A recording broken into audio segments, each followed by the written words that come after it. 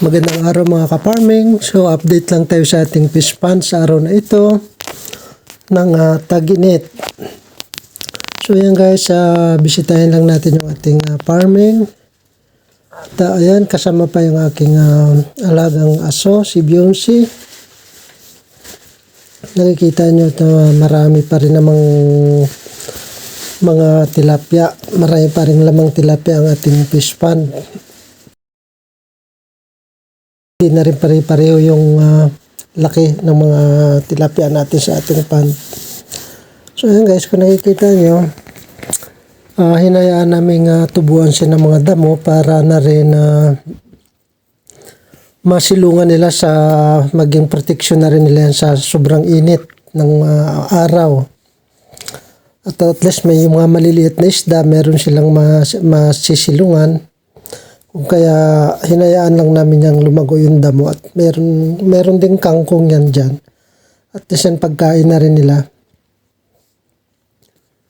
Ayan guys, ilagyan din natin ng konting trapal-trapal para at least mabawasan yung init.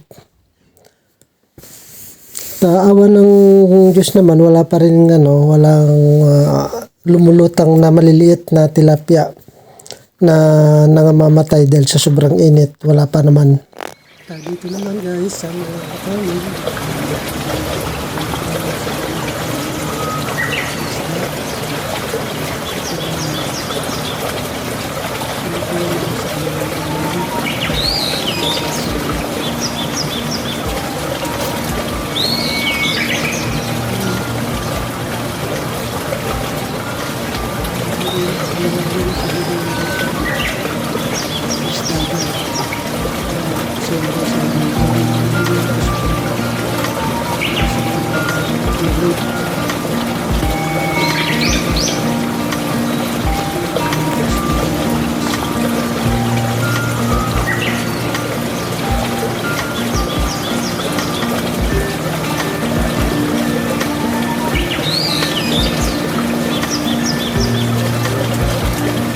Ayan guys, at nanghihili sila ng mga tilapia.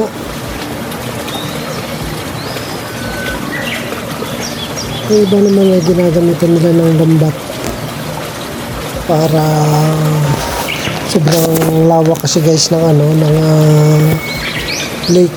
Hindi na ito fish pond guys, yung lake ito kung nakikita nyo may mga baklad na mga baklad na ito ang panghalang nila sa sa mga isda.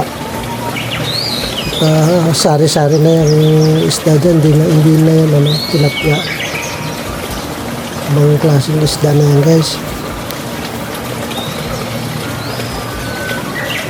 Ayan guys, at isa-isa nilang alisin sa lambat ang mga nahuli nilang isda. Ayan, at nagtutuliblas pa.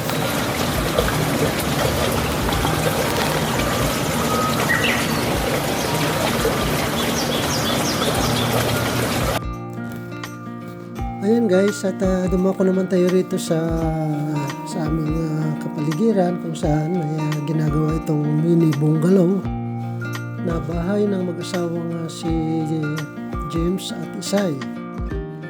Mag-asawang yan ay kanilang mini bungalow na ginagawa pa lamang. Ayan.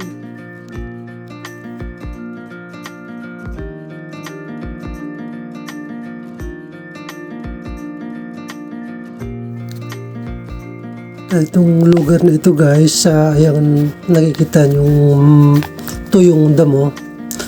Yun guys ay nagkaroon ng sunog noong nakaraang araw lang.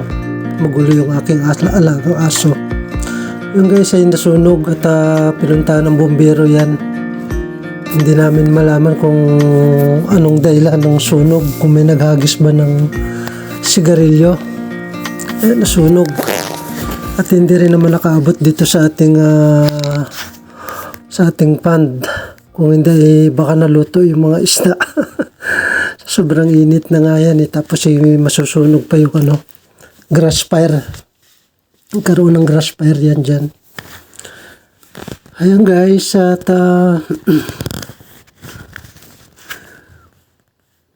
Yan, sa sobrang init, talaga namang grabe.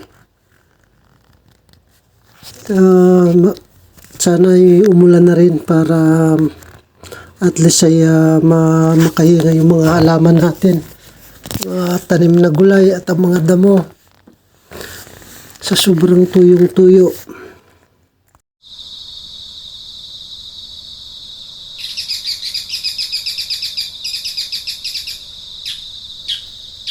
Hayaan ang ating alagang si Beyonce.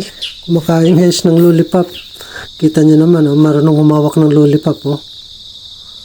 At ayan, marunong na rin kumuha ng kanyang laruan kapag hinahagis.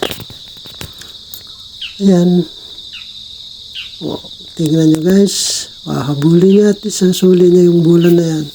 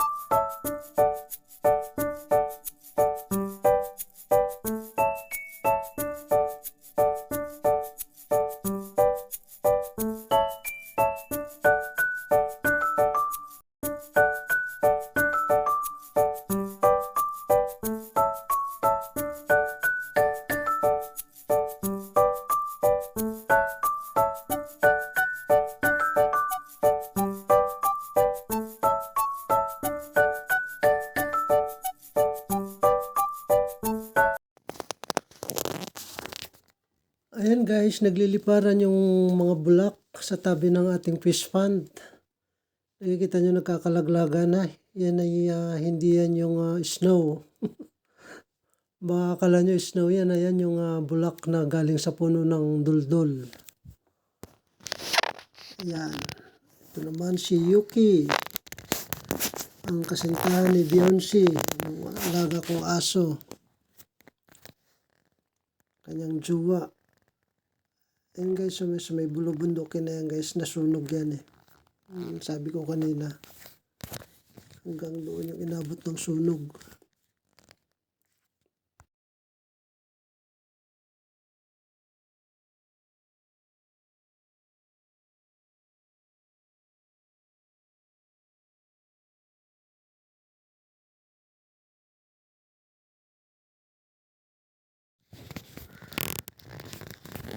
Ayan at sobrang maaliwalas ang paligid.